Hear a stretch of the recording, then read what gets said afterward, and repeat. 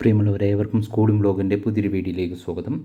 +2 result വന്നാൽ നിങ്ങൾക്ക് ലഭിക്കാൻ പോകുന്ന മാർക്ക് ലിസ്റ്റാണ് നിങ്ങൾ ഇപ്പോൾ സ്ക്രീനിൽ കാണുന്നത്. ഇന്ന് 3 മണിക്കാണ് റിസൾട്ട് വിദ്യാഭ്യാസ മന്ത്രി പ്രഖ്യാപിക്കുക. 4 മണിയോടുകൂടി വിവിധ വെബ്സൈറ്റുകളിലും അതുപോലെ തന്നെ സഫലം ആപ്ലിക്കേഷൻ വഴിയും വിദ്യാർത്ഥികൾക്ക് റിസൾട്ട് ലഭ്യമാകുന്നതാണ്. ഇതുമായി ബന്ധപ്പെട്ട കൃത്യമായിട്ടുള്ള വെബ്സൈറ്റ് ലിങ്കും ആപ്ലിക്കേഷൻ ലിങ്കും താഴെ നൽകിയിട്ടുണ്ട്. ഗ്രേഡിനും വേണ്ട സ്കോർ എത്രയാണ്? ജയപരാജയം എങ്ങനെയാണ് കണക്കാക്കുന്നത്? വിവിധ സബ്ജക്റ്റുകളിൽ മിനിമം സ്കോർ എത്രയാണ് വാങ്ങിക്കേണ്ടത്? അതുപോലെ തന്നെ ഗ്രേസ് മാർക്ക് ആഡ് ചെയ്താൽ അത് മാർക്ക് ലിസ്റ്റിൽ കാണാൻ വേണ്ടി സാധിക്കുമോ? ഇതുകൂടാതെ ഇംപ്രൂവ്മെൻറ്റുമായി ബന്ധപ്പെട്ടും റീവാലുവേഷനുമായി ബന്ധപ്പെട്ട ഡീറ്റെയിൽസുകളും ഈ ഒരു വീഡിയോ വഴി നിങ്ങൾക്ക് മനസ്സിലാക്കാവുന്നതാണ്. വിവിധ ഗ്രേഡുകൾ നേടാൻ വേണ്ട സ്കോറാണ് ഇപ്പോൾ കാണുന്നത്. 180 മുതൽ 200 വരെ സ്കോറുള്ളവർക്കാണ് ആ ഒരു വിഷയത്തിൽ A+ ഗ്രേഡ് ലഭിക്കുക. ഏറ്റവും പാസ്സാകാൻ വേണ്ട ഏറ്റവും കുറഞ്ഞ ഗ്രേഡ് D+ ഗ്രേഡാണ്. അതിന് വേണ്ട സ്കോർ 60 മുതൽ 79 വരെയാണ്. ഗ്രേഡ് കണക്കാക്കുന്നത് 2 വർഷവും കൂടി 200-ൽ ഓരോ സബ്ജക്റ്റിലും എത്ര ലഭിച്ചു എന്നതിന് അനുസരിച്ചാണ്. പ്രാക്ടിക്കൽ ഉള്ള വിഷയമാണ് എങ്കിൽ അതിൽ തിയറി എക്സാമിൽ മിനിമം 36 മാർക്ക് 2 വർഷവും കൂടി നേടേണ്ടതാണ്. അത് മിനിമം വാങ്ങിക്കേണ്ടതാണ്. പ്രാക്ടിക്കൽ ഇല്ലാത്ത ഇംഗ്ലീഷ് പോലുള്ള വിഷയങ്ങളാണ് എങ്കിൽ അതിൽ മിനിമം 48 മാർക്കാണ് തിയറി എക്സാമിനേഷനിൽ വാങ്ങിക്കേണ്ടത്. അത് 2 വർഷവും കൂടി വാങ്ങിച്ചാൽ മതിയാകുന്നതാണ്. ഇത് കഴിഞ്ഞ വർഷം ഫുൾ A+ നേടിയ 2023-ൽ ഫുൾ A+ നേടിയ ഒരു വിദ്യാർത്ഥിയുടെ ഓൺലൈൻ മാർക്ക് ലിസ്റ്റാണ്. ആദ്യം സബ്ജക്റ്റ് ലെഫ്റ്റ് സൈഡിലായിട്ട് ആദ്യ കോളത്തിൽ സബ്ജക്റ്റുകൾ നൽകിയിട്ടുണ്ട്. പിന്നീട് ഫസ്റ്റ് ഇയറിലെ സ്കോറാണ്. ഫസ്റ്റ് ഇയറിലെ CE ആണ് ആദ്യ കോളത്തിൽ നൽകിയിട്ടുള്ളത്. പിന്നെ TE റിട്ടൺ എക്സാമിനേഷനിൽ ലഭിച്ചിട്ടുള്ള സ്കോർ. പിന്നീട് വരുന്ന കോളത്തിൽ GM എന്നാണ് നൽകിയിട്ടുള്ളത്. GM എന്നതുകൊണ്ട് ഉദ്ദേശിച്ചത് ഗ്രേസ് മാർക്കാണ്. ഈ വിദ്യാർത്ഥിക്ക് ഗ്രേസ് മാർക്കൊന്നും ലഭിച്ചിട്ടില്ല. അപ്പോൾ ഗ്രേസ് മാർക്ക് ഫസ്റ്റ് ഇയറിൽ ലഭിച്ചിട്ടുണ്ടെങ്കിൽ ഇവിടെ കാണിക്കുന്നതാണ്. അതിനുശേഷം ഫസ്റ്റ് ഇയറിലെ ടോട്ടലാണ് നൽകിയിരിക്കുന്നത്. പിന്നീട് വരുന്ന കോളത്തിൽ സെക്കൻഡ് ഇയറിലെ CE അതുപോലെ തന്നെ PE പ്രാക്ടിക്കൽ എക്സാമിനേഷനിലെ സ്കോർ, പിന്നെ TE.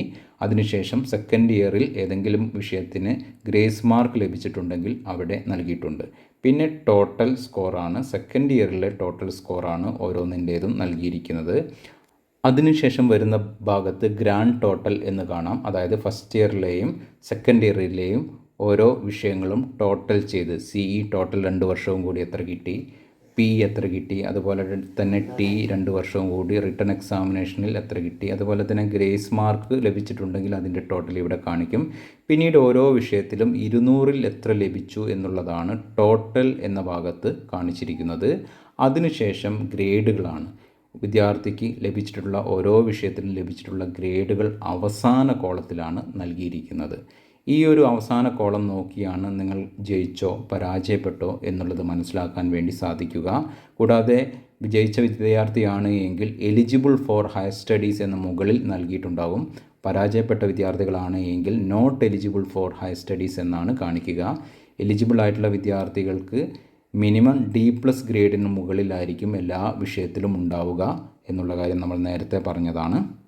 ഇനി ഇംപ്രൂവ്മെൻ്റ് അതുപോലെ റീവാലുവേഷനുമായി ബന്ധപ്പെട്ട ഡീറ്റെയിൽസുകൾ മനസ്സിലാക്കാം. റിസൾട്ട് വന്നാൽ ഉടൻ തന്നെ ഇംപ്രൂവ്മെൻ്റ് എക്സാമിനേഷനും അതുപോലെ തന്നെ റീവാലുവേഷനും ആപ്ലിക്കേഷൻ നൽകാവുന്നതാണ്. നിങ്ങൾ പഠിച്ച സ്കൂളിൽ തന്നെയാണ് ഇതിൻ്റെ ആപ്ലിക്കേഷൻ നൽകേണ്ടത്. ഇംപ്രൂവ് ചെയ്യാൻ നിങ്ങൾക്ക് ഏതെങ്കിലും ഒരു പേപ്പർ മാത്രം, സെക്കൻഡ് ഇയറിൽ പഠിച്ച ഏതെങ്കിലും ഒരു പേപ്പർ മാത്രമേ ഇംപ്രൂവ് ചെയ്യാൻ വേണ്ടി സാധിക്കുകയുള്ളൂ. ഏത് പേപ്പർ വേണമെങ്കിലും നിങ്ങൾക്ക് ഇംപ്രൂവ് ചെയ്യാവുന്നതാണ്. സെക് എക്സാമിനേഷൻ്റെ കൂടെയാണ് അതിൻ്റെ റിസൾട്ട് വരിക. ഇനി റീവാലുവേഷൻ അഥവാ പുനർമൂല്യനിർണ്ണയം. നിങ്ങളുടെ പേപ്പർ ഒന്നുകൂടി വാല്യൂ ചെയ്യാൻ വേണ്ടി സ്കൂളിൽ ആപ്ലിക്കേഷൻ നൽകാവുന്നതാണ്. 500 രൂപയാണ് ആപ്ലിക്കേഷൻ ഫീസ് വരിക. പക്ഷേ ഫിസിക്സ്, കെമിസ്ട്രി, മാത്സ് ഈ 3 സബ്ജക്റ്റുകൾക്ക് ഡബിൾ വാല്യുവേഷൻ ഉള്ളതാണ്. അതിന് റീവാലുവേഷൻ നൽകാൻ വേണ്ടി സാധിക്കുന്നതല്ല. മറ്റ് സബ്ജക്റ്റുകൾക്കാണ് നൽകാൻ വേണ്ടി സാധിക്കുക. റീവാലുവേഷനിൽ നിങ്ങൾക്ക് സ്കോർ അധികമായിട്ട് ലഭിക്കുകയാണ് എങ്കിൽ നിങ്ങൾ നൽകിയിട്ടുള്ള തുക സ്കൂളിൽ നിന്ന് തന്നെ തിരികെ ലഭിക്കുന്നതായിരിക്കും.